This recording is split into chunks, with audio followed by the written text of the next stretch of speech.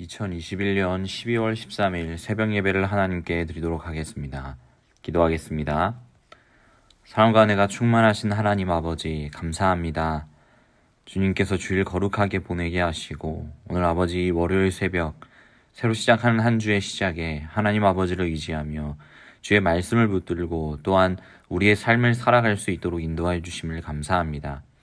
하나님께서 주신 귀한 이 시간들을 기억하며 또 하나님의 뜻을 우리의 삶 속에 온전히 이루기를 소망하며 오늘 하루를 살기를 원하오니 우리와 함께 하시고 동행하여 주시옵소서.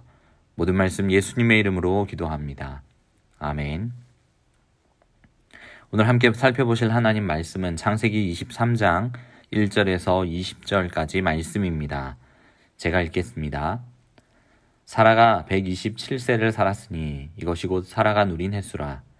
사라가 가나안 땅 헤브론 곧 기럇 아르바에서 죽음에 아브라함이 들어가서 사라를 위하여 슬퍼하며 애통하다가 그 시신 앞에서 일어나 나가서 헷 족속에게 말하여 이르되 나는 당신들 중에 나그네요 거류하는 자이니 당신들 중에서 내게 매장할 소유지를 주어 내가 나의 죽은 자를 내 앞에서 내어다가 장사하게 하시오.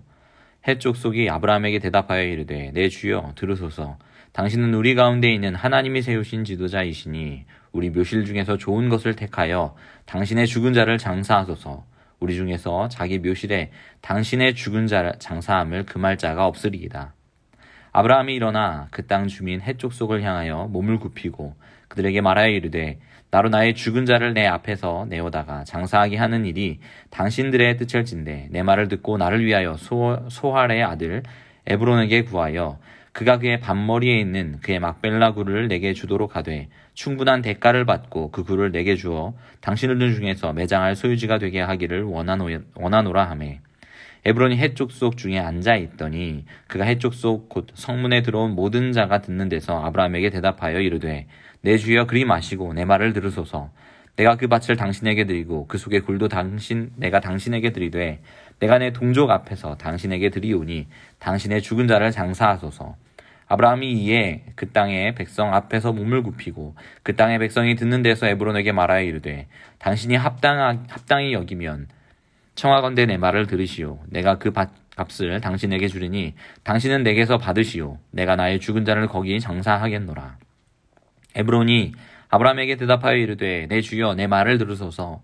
땅값은 은 400세겔이나 그것이 나와 당신 사이에 무슨 문제가 되리이까. 당신의 죽은 자를 장사하소서. 아브라함이 에브론의 말을 따라 에브론이 헷 족속이 듣는 데서 말한 대로 상인이 통용하는 은 400세겔을 따라 에브론에게 주었더니 마므레 앞 막벨라에 있는 에브론의 밭 곧 그 밭과 거기 속한 굴과 그 밭과 그 주위에 둘린 모든 나무가 성문에 들어온 모든 헷 족속이 보는 데서 아브라함의 소유로 확정된지라. 그 후에 아브라함이 그의 아내 사라를 가나안 땅 마므레 앞 막벨라 밭 굴에 장사하였더라. 마므레는 곧 헤브론이라. 이와 같이 그 밭과 거기에 속한 굴이 헷 족속으로부터 아브라함이 매장할 소유지로 확정되었더라. 아멘. 성도 여러분, 사랑하는 사람을 떠나보낸다라는 것은 굉장한 아픔입니다. 그것이 죽음이라는 이유로 다시 볼 수 없게 된다면 그 슬픔은 배가 되지요. 90세에 아들 이삭으로 인하여 기쁨을 누렸던 사라가 127세의 나이에 헤브론에서 죽임을 당했습니다. 아브라함은 슬피 울며 아내가 죽은 것에 대해 고통스러워했습니다. 그러나 그에게는 아내의 시신을 수습해야 할 현실이 남아 있었지요. 그는 곧 아내를 매장할 무덤을 얻기 위해서 그 땅의 주민인 헷사람들에게 에브론이 소유하고 있던 막벨라 굴을 자신에게 줄 것을 요청하였습니다. 아브라함이 아내의 매장지를 헷사람들에게 요구하고 있었던 이유는 무엇이었을까요? 그가 한 평의 땅도 소유하지 않은 상태였기 때문이었습니다. 아브라함은 헷 족속에게 말하기를 당신들 사이에 나그네이며 거류하는 사람이라고 말하였습니다. 아브라함은 나그네로서 땅을 소유하지 않고 그 땅에 머무르는 사람이었다는 것을 말하고 있습니다. 그랬던 그가 아내 사라를 위하여 매장지와 땅을 구하고 있는 것은 하나님께서 약속하신 땅을 이제 소유하려고 하는 마음이 있음을 표현하는 것이었습니다. 아내를 잃은 슬픔으로 가득했던 그가 이제 하나님께서 주시는 땅을 햇사람들에게 요청하여 그곳을 사려고 하는 것이었습니다. 햇사람들은 아브라함에게 땅을 팔려 하지 않았습니다. 오늘 성경을 읽어보면 햇사람들이 엄청난 배려와 호의를 가지고 아브라함을 선대하는 것처럼 보입니다만 실상은 그렇지 않습니다. 우리 가운데 있는 하나님의 세우신 지도자이니 우리 묘실 가운데 택하여 죽은 사라를 매장하라고 하는 것은 그 매장지를 줄 것처럼 이야기하는 것이 아닙니다. 우리가 가지고 있는 묘실 가운데 아무 것이나 쓰라는 것이지요. 그러나 그에 대한 일정한 임대료를 매번 받겠다라는 이야기와 다를 바가 없는 것이었습니다. 저희 장모님께서 돌아가시고 난 뒤에 납골당의 유고를 모시면서 그 납골당의 자리를 장기로 임대하는 것임을 알게 되었습니다. 마치 그와 같이 사라의 매장지를 햇사람 가운데 있는 땅에 그 굴에 넣고 그리고 매장하여서 장기 임대하라는 말과 같았다는 것이지요. 밭도 드리고 장사 지내는 것도 허락하지만 땅은 팔지 않겠다라고 말하는 것이었습니다. 그 의도를 알 수 있는 것은 땅을 사려 한다면 은 400세겔은 금 400세겔에 금액을 주셔야 합니다 라고 대답했던 그 대답에서 알 수 있습니다. 성도 여러분, 햇사람들의 땅이 얼마나 크고 비옥하며 좋은 땅인지 그리고 그 크기는 얼마인지 정확히 알 수 없습니다. 그러나 해쪽 속의 사람이 요구했던 이 금액은 정말로 터무니없는 금액이었습니다. 은 400세겔은 지금으로 치면 은 4.5kg에 달하는 엄청난 무게의 은이었고 엄청난 금액이었기 때문입니다. 이 햇사람은 아브라함이 당한 슬픔을 이용하여 큰 돈을 벌려고 하는 의도였던 것이지요. 성도 여러분, 시대가 다른 만큼 은의 값도 달라질 수 있을 것입니다. 그렇다고 할지라도 당시 햇사람이 요구한 금액은 엄청난 것임이 분명해 보입니다. 요셉이 애굽의 상인들에게 종으로 팔릴 때에도 치러졌던 금액이 은 20세겔이었습니다. 이 계산에 의하면 땅값으로 아브라함이 지금 이 햇사람에게 지불해야 할 그 돈으로 20명의 종을 살 수 있는 엄청난 금액이었습니다. 또한 다윗이 예루살렘 성전 터를 마련하기 위하여 아라우나로부터 타작마당을 구입했을 때 지불했던 금액이 은 40세겔이었습니다. 그런데 지금 사람을 매장할 굴에 포함된 땅값이 은 400세겔이라고 말하고 있으니 실로 엄청난 금액이었음이 분명합니다.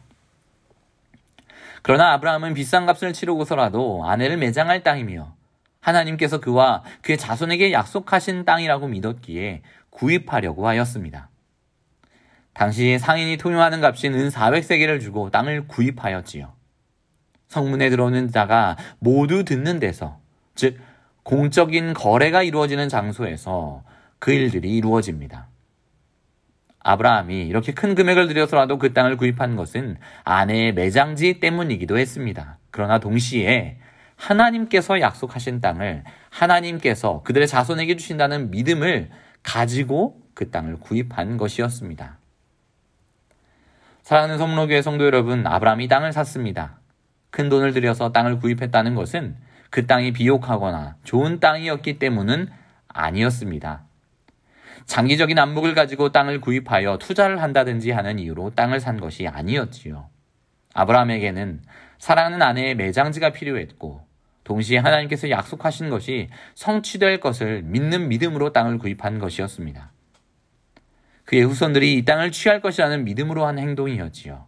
그리고 하나님의 약속을 바라보고 한 행동이었습니다. 성도 여러분, 우리가 붙들고 있는 하나님의 약속은 어떤 것인가요? 그것을 위해 우리는 어떤 믿음의 행보를 보이고 있습니까? 그 걸어가는 과정 가운데 찾아오는 아픔과 슬픔을 어떤 지혜로 다루고 계십니까? 대부분의 사람들은 인생의 길 가운데에서 만나는 고통과 아픔을 피해야만 할 것으로 생각합니다. 신앙인들에게도 피하고픈 일들이, 그리고 어떻게 하나님을 믿는 사람들에게 저런 끔찍한 일이 일어날까 할 법한 일들도 일어나기도 합니다. 그것이 가족을 잃는 슬픔이라고 한다면, 사랑하는 사람을 잃는 괴로움이라면 아마 더하겠지요. 그럼에도 우리가 잊지 말아야 할 것은 하나님의 약속입니다. 도저히 제 자신도 자신이 없는 선포이지만 성경이 말하고 있는 바가 이것입니다. 어떤 고통과 아픔 속에서 어떤 희생을 치르더라도 붙들어야 할 것. 하나님께서 주신 믿음 속에 피어난 한 떨기 꽃과 같은 믿음이 우리 안에 있어야 한다라는 것입니다.